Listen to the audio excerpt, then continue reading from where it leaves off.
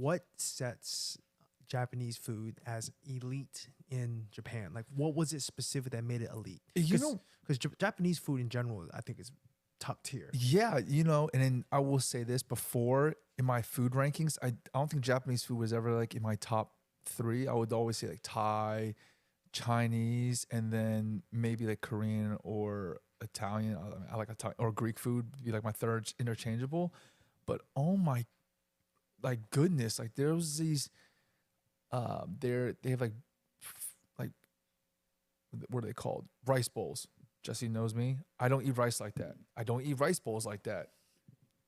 I had 3 rice bowls that changed my life. There's one place called Sujihan Zuko, something like that. And they only sell one thing.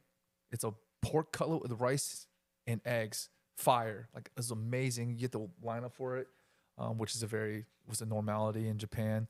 And then we got like a steak bowl. I don't shut up ever. And I ate it. Didn't say a peep. It was just, and it also got sujahan, which is like a seafood rice bowl. But to get back to what Jesse said about what makes it so good, I don't know if I can put a finger on it.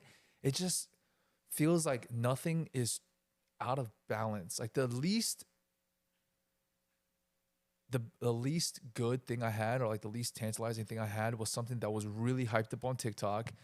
And it was good, but compared to everything else, it wasn't as good. It was like a udon carbonara from Menchirashi, and it was just a little salty. But everything else was like amazing. Jesse in the past is they only give you 1 egg in ramen place. I went to a ramen place, they gave me a whole egg. They gave me a whole egg. It's okay. And I think it's because it tastes so good, because you get something that's worth, you would think like $20 in the States, $25 in the States for like $12. Like we got like a seafood omakase kind of thing, and it was like $30. It was amazing. And I think that cost in your head to what you're tasting is what makes it taste more good in your head, because you can't help it. So like the cost to taste ratio is just elite. But the wait time to taste ratio is not the best, if you know what I mean. Like in Japan, if you go to Japan, you are waiting in line. How long? So the Zuiko place I went to, I showed up 25 minutes early, and there was 10 people in front of me. Okay. So if you show up other times, it's an hour wait. Most places, it's an hour wait. The Menchirashi place showed up 15 minutes before opening time, hour and 30 wait. The beef bowl place we went to, hour wait. The rice bowl seafood was called Sujahan. That place, 40-minute wait. It's just, you're going to wait. Okay. It's just how it is.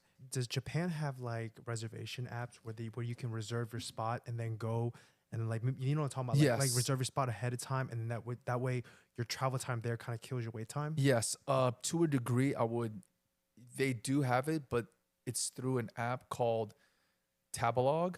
And then it's another app. I never used it because the person I was traveling with, we were kind of off the cuff. We were just kind of freeballing it.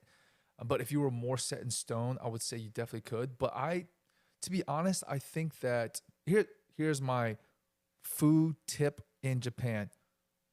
Have an idea what you want, and maybe have locations or restaurants you want to go to, but don't be married to a restaurant, because most things are really good. If you just go and check the rating on Tabalog, compare it to Google, whatever, it's fire. So based off those two, but yes, there is a table booking site, and there's pretty accurate.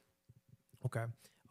Since we're basically talking about food, all right. Yeah, we're yapping about food. Let's go into it. Okay. So